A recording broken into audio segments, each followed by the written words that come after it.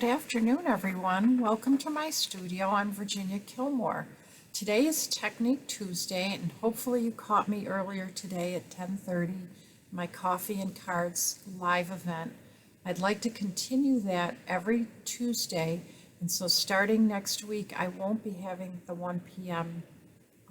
Video, so it'll be just 10:30, and maybe eventually we'll move everything to 10:30. I'm trying to see if we can do live again because live is such a fun event. This new card that we're doing today, this technique card, uses something called the reflection technique. And I'm really excited to share it with you, so let's get started.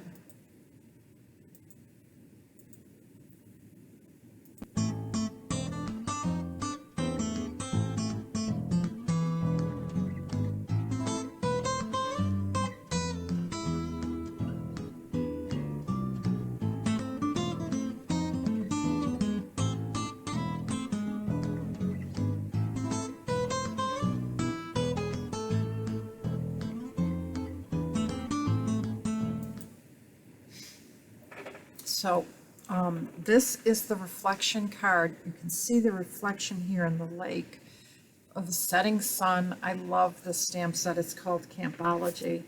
And we even have used the little lantern on the inside to create this fun little image there. So let me zoom out so you can see everything. And don't forget that I always have a list of everything that I use right here, including a link to my store. If you use this code, it'll help a hostess this month. So this card right here, we're going to start with just this piece to get it all painted and fixed up. And we're going to use a couple techniques, including our Stamparatus. So what we're going to do first is go ahead and glue these two pieces together because they don't really matter, except for if I mess up the inside. I usually like to wait and do the inside first, but I've committed, so here we go. So this is a piece of Pool Party that I put on here, and because I'm using shaded spruce as my green in here, I've gone ahead and gotten a scrap piece that's slightly smaller. It's 4 by 5 1/4. I'm going to go ahead and glue that down using my green glue. You know how I like that glue. I like it because I can move it around always. See how I can adjust it so that it's perfect. And now I can set that aside. I usually like to take my bone folder and just make sure that there's good adherence. And I'll set that aside and we'll concentrate on this piece. I'm going to set this over here. And I am going to bring in a piece of paper. Now, I will be showing you on Friday something brand new, which I'm going to give you a sneak peek to right now. We have these new blender brushes that will be coming out in January. I've been waiting and waiting for them. So excited that they have finally come out. But for this, because we're working on colored cardstock, we're actually going to be better off using sponges. So I have 2 sponges that we sell. We sell these large round sponges, and I cut them into quarters, and then I put the color that I think I want to use. I staple it to the end to help me hold it, but also so that I can identify it later. And the first thing I'm going to do is use Balmy blue around the edges. So I'm going to set that over here. I guess I'll set those there because we're not going to need the green right away. And by the way, we're using Balmy blue, So Saffron, and Shaded Spruce as our colors today. So I'm going to pick up some Balmy blue, and I always like to test it out here before I go ahead and put it on. And I'm going to do a lot of pressure because this blue that I have for some reason is a little drier than if I had just opened it up and inked it, or it had just come to me. So I can do a lot of pressure and still get color. And I want to build up my sky with this, leaving a little opening where my trees are going to go to sort of add drama to it. And I'm not so worried about how perfectly I'm doing it because this is supposed to look like sky and background. I am going to do a little bit at the bottom, but I'm not going to do as much as I did at the top because, again, reflection is just that. It's a reflection, and it usually is not as detailed. So I'm just putting a little bit of color here and there so that later on I can run my blender pen through and sort of blend those colors. I'm going to come back in with a little bit more color right here. And I'm getting to the point where I'm happy. And I am using a lot of pressure with this. Now, the next step is to put the yellow in to create my edge there. And I want it soft and fuzzy. So I'm going to be very careful when I lay it in that I don't put a lot of pressure till I'm sure I'm really happy with what I've got. And then I'm going to ease off a little bit and bring it down, and ease off a little bit and bring it up.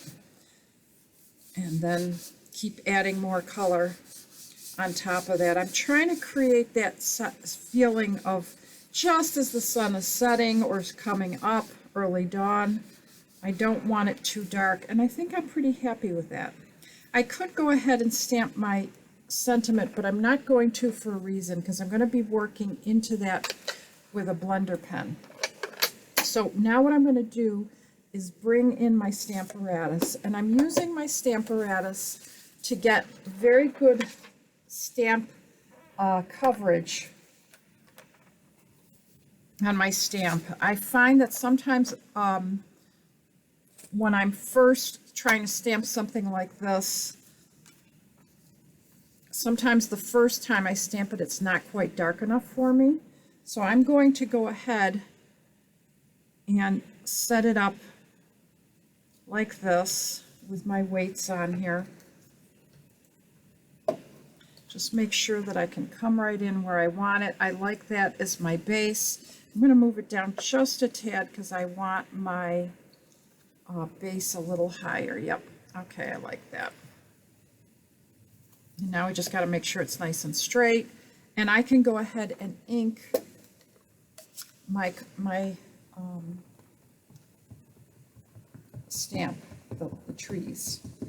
And I'm probably going to stamp this 2 or 3 times. I know that sounds crazy, but I like it nice and dark up at the top. Now I could re-ink my pad, but sometimes when you re-ink your pad, it gets too juicy. So I like the state that my pad is in. After a while from stamping, what I'm doing right now is spooning. You will get to know your pads really well. You'll know when they're very light, when they're very wet, all those things. But it takes years. I've been stamping for close to 17 years now. So I think I'm starting to get to know what it is. And you're going to see now I'm going to put this right over it, and it's going to get a little bit darker and a little bit more intense. Ooh, that looks a lot better. I think I'm going to go one more time. That's the beauty of this tool, is you can stamp over and over till you get a really bright image the way you like it. And if you miss a spot, you can go back. Oh, that looks great. So now comes the reflection part. And this part is relatively easy because I'm going to use an envelope. We sell clear envelopes. Any piece of acetate will work. But I am going to put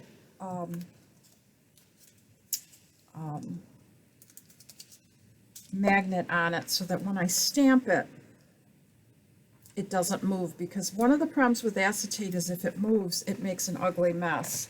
And I'm not going to worry too much if I don't get a great stamped image, because you're going to see how you can change that up with your reflection. But I am inking this up really good, because I don't think I want to go back 2 and 3 times like I did, because plastic is not going to take more ink. It's just going to stay the same. But I'm making sure I've got good coverage. And now I'm going to lift that off, and you're going to see there is my image right there. And because I want it reflected, I can now put this on here line everything up, and I'm actually going to use my magnet to hold it in place while I get that image to go on there. And I'm just using my fingers. I can also use my bone folder. The big trick is not to let it move. Okay, let's see how good I did. Sometimes I'll lift it off. It actually came out pretty good. It's very light, I realize that. But I'm going to show you some things we can do. I'm going to put my Stamparatus away. This is the part that now will really bring it all together. So I'm going to use my blender pen. I want to make sure it's nice and clean.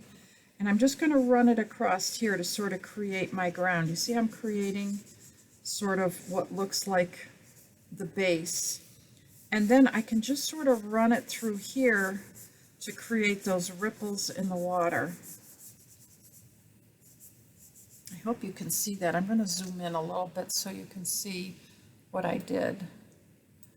You see how I just created this base, and by running my pen through here, it's blending the colors a little bit.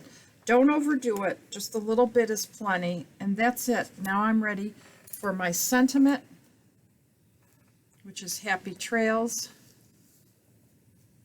Let's see if I can get it on straight. That's always my conundrum. If it's not, it's just a crooked trail. Okay, so now I'm ready to do the inside of my card, and I am going to stamp the inside of my card with the same color ink that I stamped the outside so it coordinates. I just think that lantern's so pretty and beautiful line art. That's why they use the red rubber. And then I'm just going to take my yellow dauber, and I should really let it dry a little bit, but I'm going to just touch it and then very quickly rub it. Luckily, I think it's dry enough, and that just gives it a hint of color. Sorry, folks, I forgot that I was zoomed in. You couldn't see the bottom. So I stamped that, and then I used this with a little bit of yellow just to create some light in my lantern. And now I've got my inside of my card done, and I am ready to put my card on here. I don't know if you could see me stamping Happy Trails. I'm sorry I zoomed in and didn't think that through, but that's pretty typical of me. I get very excited when I stamp, and so when I stamp I forget a lot of stuff. I am getting better with time. Look at how pretty and simple that card is.